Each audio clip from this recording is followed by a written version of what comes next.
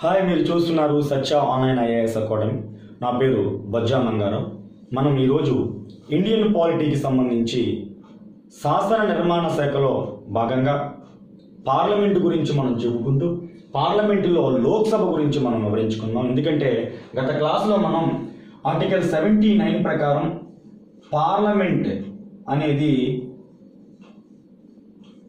భారత ప్రభుత్వం భారతదేశంలో కార్యనిర్వాహక శాఖగా మనం పార్లమెంటుని అభివర్ణిస్తాం.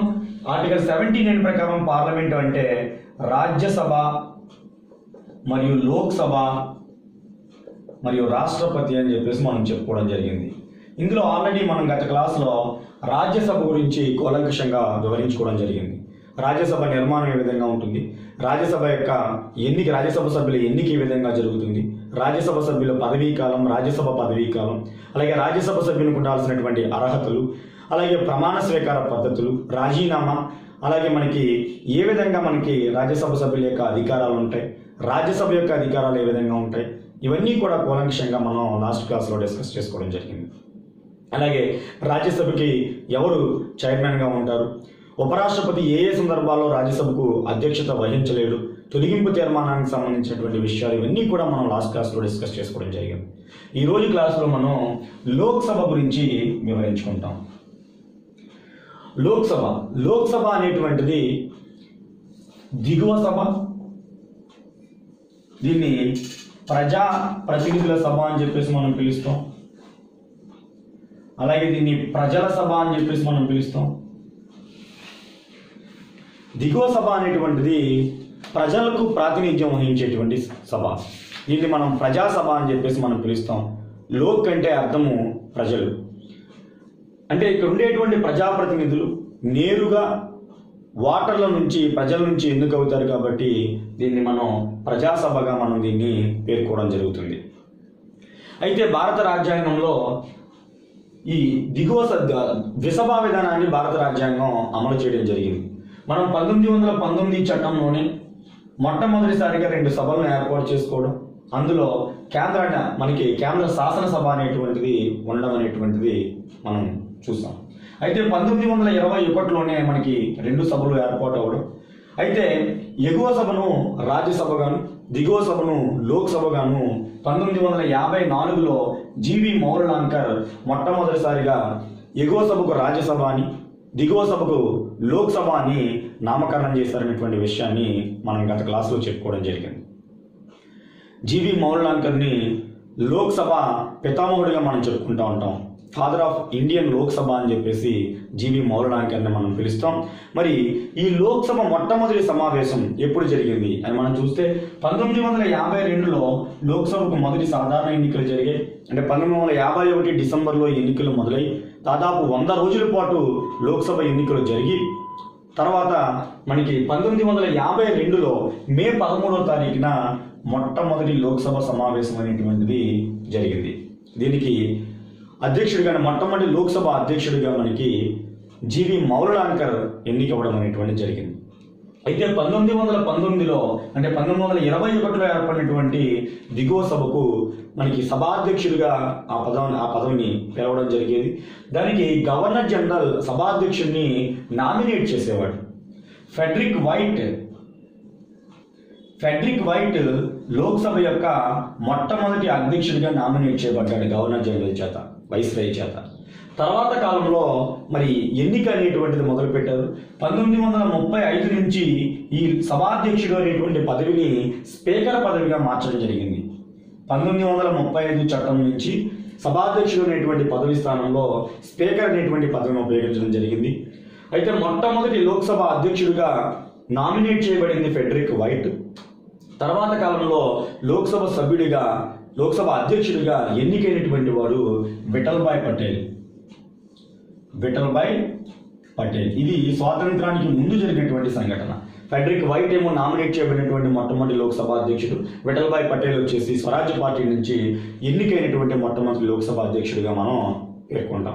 అయితే స్వాతంత్రానంతరం 1952లో మొదటి సాధారణ ఎన్నికలు జరిగిన తర్వాత ఏర్పడినటువంటి లోక్సభకు మొట్టమొదటి అధ్యక్షుడిగా గణేష వాసుదేవ మౌలాంకర్, జీవి మౌలాంకర్ వ్యవహరించడం జరిగింది. ఈ జీవి మౌలాంకరే మరి దిగువ సభకు లోక్సభ అని నామకరణం చేయడం అనేటువంటిది జరిగింది. ఈ లోక్సభ అత్యంత ప్రాధాన్యం ఉన్నటువంటి సభ. ఇది ప్రజాసభ.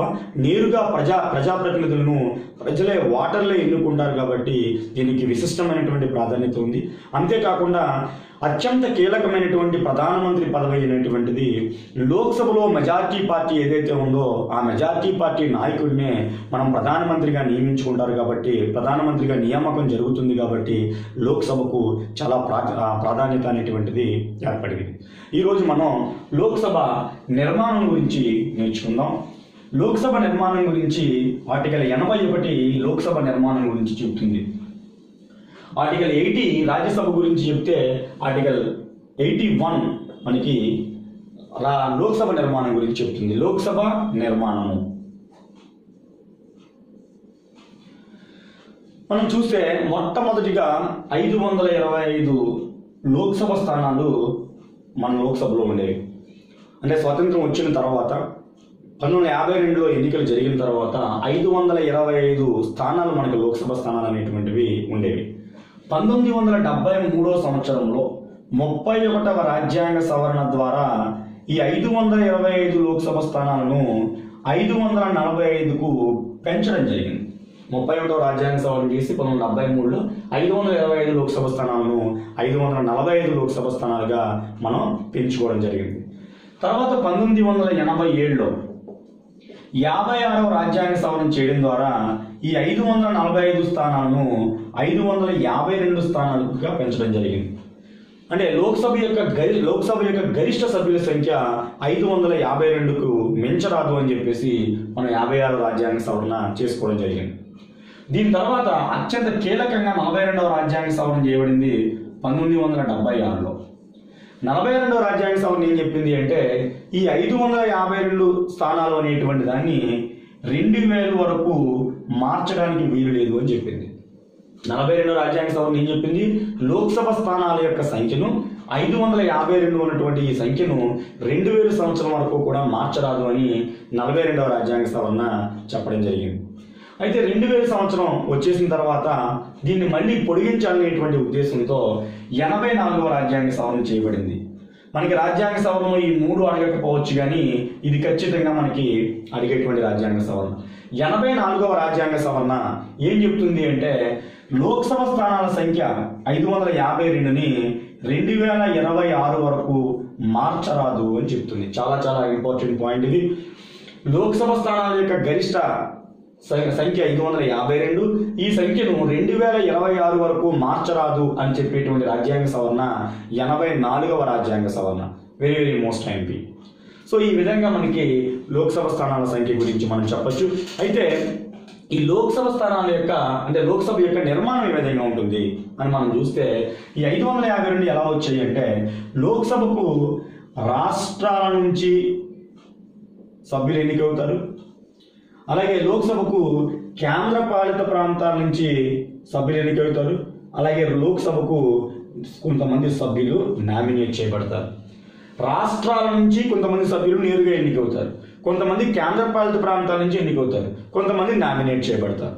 అయితే లోక్సభకు రాష్ట్రాల నుంచి ఎన్నికయ్యేటువంటి సభ్యుల సంఖ్య అని మనం చూస్తే 530. 29 రాష్ట్రాల నుంచి కలిసి 530 మంది లోక్సభ సభ్యులు మనకి ఎన్నికవుతారు. కాబట్టి రాష్ట్రాల నుంచి ఎన్నికయ్యేటువంటి సభ్యుల సంఖ్య 530. ఇక కేంద్ర పాలిత ప్రాంతాల నుంచి ఎన్నికయ్యేటువంటి సభ్యుల సంఖ్య, కేంద్ర పాలిత ప్రాంతాల నుంచి ఎన్నికయ్యే గరిష్ట సభ్యుల సంఖ్య 20. యూనియన్ టెరిటరీస్ నుంచి టోటల్గా 20 మంది గరిష్టంగా సభ్యులు ఎన్నికయ్యేటువంటి అవకాశం మనకి ఉంది. అలాగే మరొక 2 నామినేట్ చేయబడతారు. రాష్ట్రపతి చేత ఆంగ్లో ఇండియన్ల యొక్క ప్రాతినిధ్యం మన లోక్సభలో లేదు అని చెప్పేసి రాష్ట్రపతి భావిస్తే ఒక 2 ఆంగ్లో ఇండియన్ని నామినేట్ చేయడం అనేటువంటిది జరుగుతుంది. కాబట్టి ఈ విధంగా 530 + 20 + 2 552. కానీ నిజానికి ప్రస్తుతం 552 మంది సభ్యులు లేరు. ప్రస్తుతం ఉన్నటువంటి సభ్యులు 545 మంది ఉన్నారు. లోక్సభలో ప్రస్తుతం సభ్యుల సంఖ్య 545. అంటే రాష్ట్రాల నుంచి 530 మంది ఎన్నికవుతున్నారు. కేంద్ర పాలిత ప్రాంతాల నుంచి మాత్రం 13 మంది ఎన్నికవుతున్నారు.